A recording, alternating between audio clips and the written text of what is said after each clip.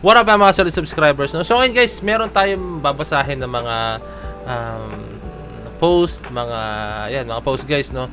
Kasi yung Bini guys is nasangkot sa issue guys, no? Ngayon, nasangkot po sila sa isang issue po guys, no? And which is, nabigat yung mga paratang sa kanila, no? Dumating pa nga sa point na, alam mo yun, yung mismong attorney po nila, no? Correct me if I'm wrong, kung attorney mismo nila yun guys, no? Nag-post po siya ng isang, ito, tingnan natin. Yan, nag-post po siya. I don't know kung my day po ito sa Instagram or what, no? Yan, very big shout out sa Cinema Bravo. Kanila po itong babasahin natin post yung article guys, no? So yan, look, Attorney Joji Alonso shares glimpse of a complaint of her client Bini, Gwen, Aya, Sheena, Mika, Maloy, Joanna, Stacy, Colette versus an unnamed entity. So hindi nila pinapangalanan guys, no? Kung sino po yung unknown entity na po yan. May kita nyo rito. Yan. Andiyan mga full name nila, no? Complainants. And then versus guys, no? Yan. Versus siya guys, no? So pag may nakita kayong ganyan guys, yung ibig sabihin talaga, meron sila nareklamo guys, no? And at the same time guys, hindi nila pinangalanan, no? Hindi na alam kung anong hakbang nila, no? Bakit hindi nila pinangalanan, no? Pero I think baka ano to, meron silang hakbang na hindi natin pwedeng malaman dahil baka gusto talaga nilang mahatulan kung sino man talaga to, no? Diba? Pero ang obvious guys, ang obvious nito, alam naman natin guys kung sino na po ito, no? Marami na po siyang mga posts regarding po sabihin itong mga nakaraang araw, no? Actually, nung mga nakaraang araw guys, nakikita ko yung mga posts kasi sinishare na ng mga mga friends ko sa Facebook, sinishare nila, no? Which is syempre hindi na tayo nakikipag-engage doon sa mga ganun. Akala ko is yun lang, no? Tapos alam mo yun, hihinto na ron, pero nagtuloy-tuloy siya guys, eh. As in nagtuloy-tuloy po siya, eh. Yan, ito po yung pangalawang post na niya, no. Hindi ko na minabuting ipakita yung unang post niya, no, kasi meron din mga words na syempre hindi siya appropriate, no. Hindi siya appropriate po talaga, no. So ang sinabi niya doon, pero I think naman, no, I think i-visit niyo na lang guys yung yung page ni Christian Albert Gaza, no. Pero syempre pag yung ganyan guys, yun, nagkakaroon siya ng engagement, eh. Yung kasi ang ito, sabihin ko sa inyo, ito yung way niya ng kanyang pag-promote ng sarili or yung content niya, no? Which is hindi, for me, hindi ko gusto yung ganung klaseng content, no? Yung sisiraan mo yung isang tao, sisiraan mo yung mga personality na hindi natin alam kung totoo or what, no, di ba? Sisiraan mo nang wala ka pang ebidensya, di ba, no? Di ba? Nahirap yung ganun, no? Kaya ako, for me, hindi ako fan ng mga ganung klaseng mga content na gagawa ka ng kasiraan, no?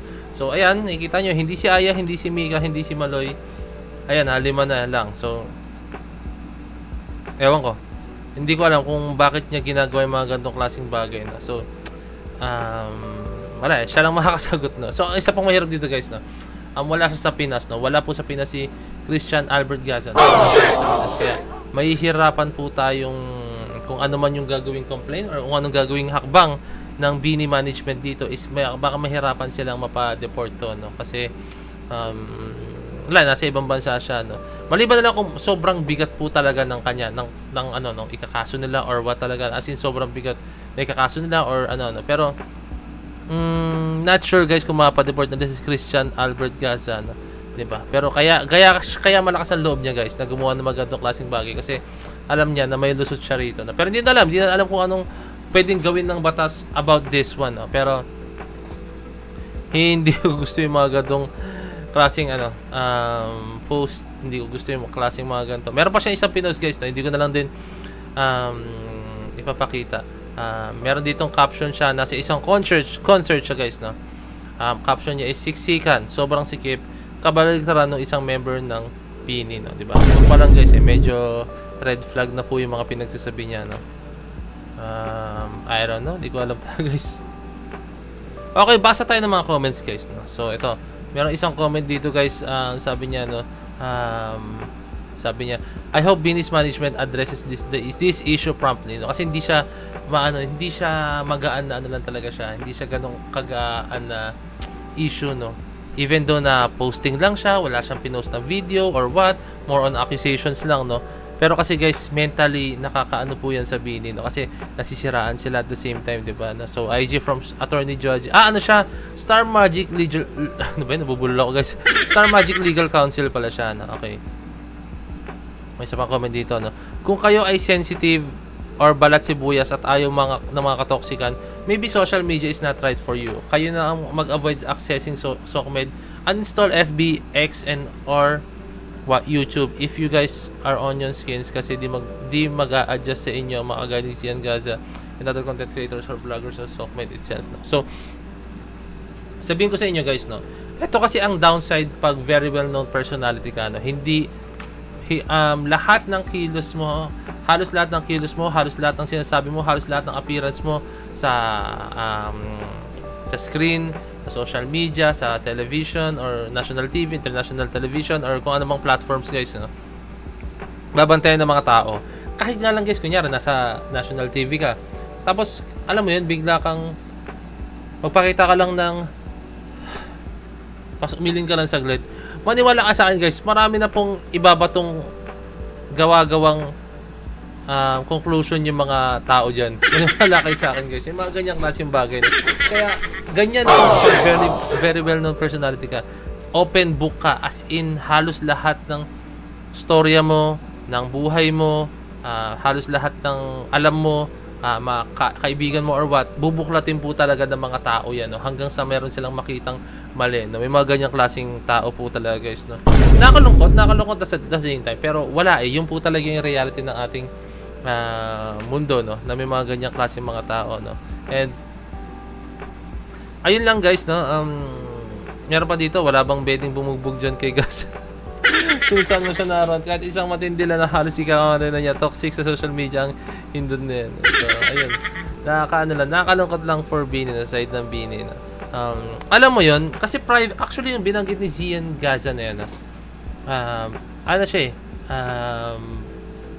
parang private life na dapat ng Bini yun, di ba? Private life na rin natin yun, no? Kasi yung mga ganong klaseng bagay guys, hindi mo naman i-show sa public yung mga ganong klaseng bagay guys, di ba, no? As in, hindi mo ipapakita sa public yun, no?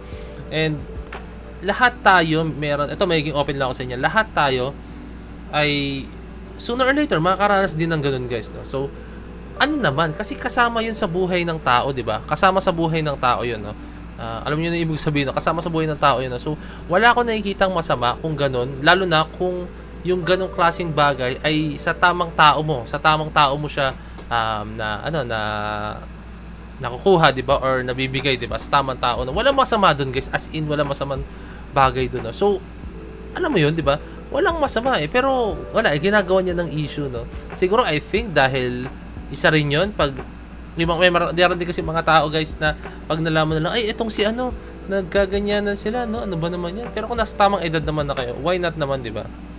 Pero yun lang, kasi since Bini is sikat talaga ang Bini ngayon guys, as in, sobrang sikat ng Bini, hindi matatangi guys, no? Kaya may mga ganyang klaseng bagay na patuloy na nanira, no? Sa kanila, di ba? So nakakalungkot lang, and at the same time, no, yun, ulto sinabi ko sa inyo, nakikisakay din, meron mga ganyang tao guys, nakikisakay lang din sa kasikatan ng Bini, di ba? So ayun lang, I will defend Bini for this one, kasi on this one guys, kasi hindi ako fan ng mga ganyang klaseng content na gagawa ka ng bagay na walang ebidensya, ng walang resibo guys, no? As in, diba? So ayun lang, yun lang naman guys, no? And protektahan natin yung mga dapat natin protektahan, na kung alam naman natin na wala silang ginagawa masama, no? So diba, ayun lang, protect Bini at all costs guys, no? So, maraming salamat guys, no? I hope na naging informative ako sa inyo, at the same time naging naipakita ko rin sa inyo na hindi lang ako to the point na porket may issue, ay hindi, mali ang BND na mga ganyan guys. Hindi. Kung alam naman natin na walang ginagawang mali ang isang tao, no? Kung protektahan natin yan guys, no? So yun lang guys, maraming salamat. So this is Point of View signing out, peace.